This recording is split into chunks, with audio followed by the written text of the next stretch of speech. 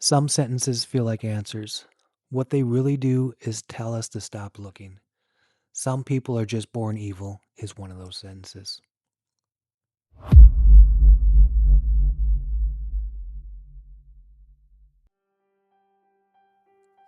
There's a sentence people reach for when something feels unbearable.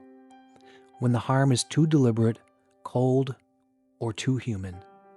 They say it quietly sometimes, other times with certainty. Some people are just born evil. And when we say it, something strange happens. The thinking stops.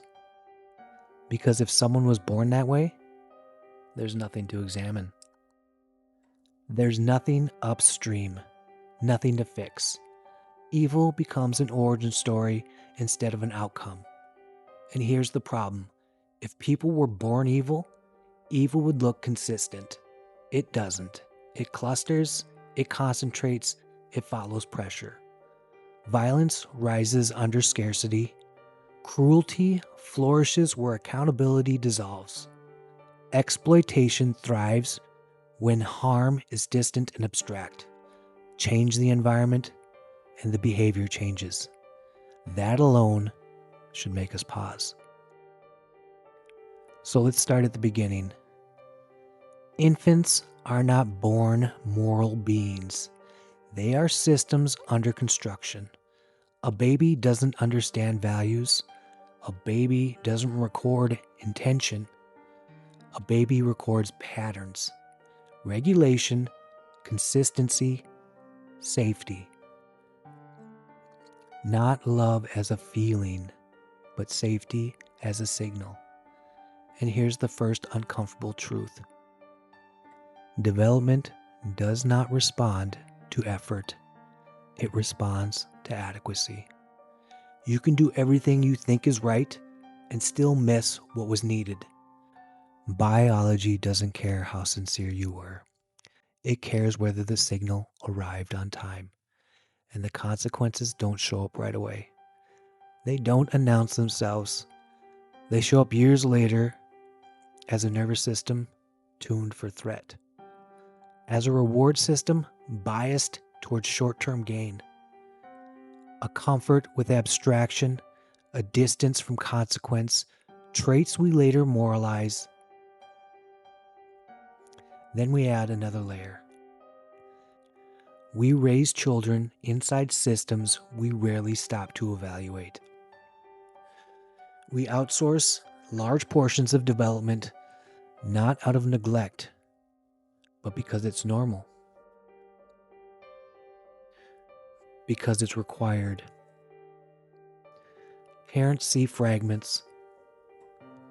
Schools see metrics. Peers become regulators. Inputs multiply. Feedback loops weaken. And no one sees the whole system. You can't diagnose what you only encounter in pieces. Stress becomes background noise. Adaptation gets mistaken for resilience. Compliance gets rewarded as health. And now place all of that inside the only economic environment we actually use, a system that rewards outcomes over process, efficiency over sufficiency, competition over coordination, success without proximity to harm. This system does not require cruelty. It simply makes emotional detachment useful. It doesn't need to create psychopaths. It only needs to make psychopathy functional. And for everyone else, it applies pressure to simulate it. Because children adapt to what works, not what we say we value, what works.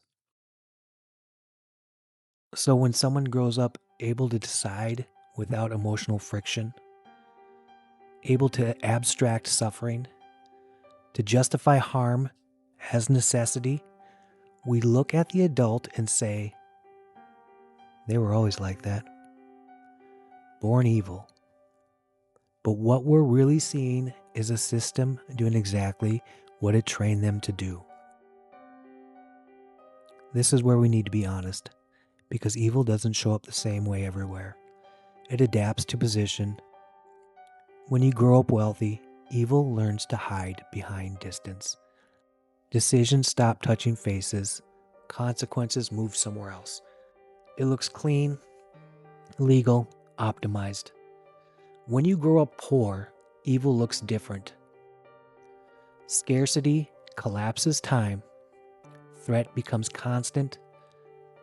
Survival overrides reflection. Harm is immediate, visible, and criminalized. When you grow up in the middle, evil often wears obedience. You follow rules you didn't write, enforce systems you didn't design. Tell yourself it's not your role. Nothing feels malicious, but harm still happens.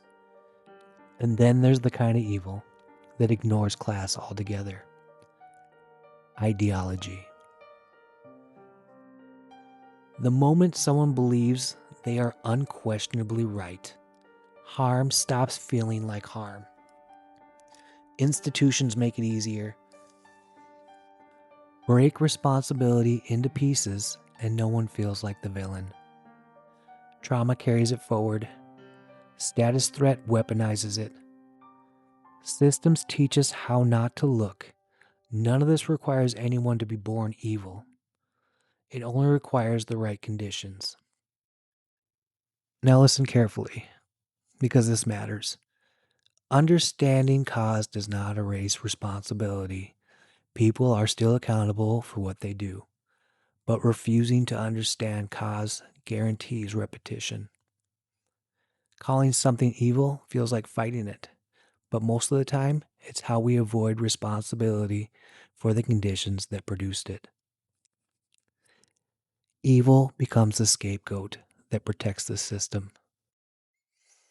It lets us blame character instead of calibration, essence instead of environment, a person instead of the pressure, and it allows us to raise children inside a world we refuse to evaluate, then act surprised by the adults it produces.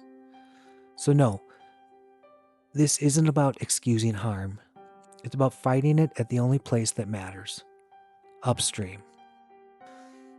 Because if this is a system we are actually living in, then stop pretending the outcomes are mysterious. And stop pretending the problems start before birth.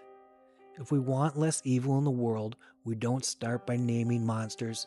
We start by removing the conditions that make monsters useful. This is what fighting evil actually looks like. Until next time, ask yourself something uncomfortable. Is evil the name we give people to avoid questioning the world that shaped them? What are we protecting? Under different conditions, could I have become someone else? Because the moment we say evil, we feel like we've understood something. But most of the time, we've only named our disgust. Thank you.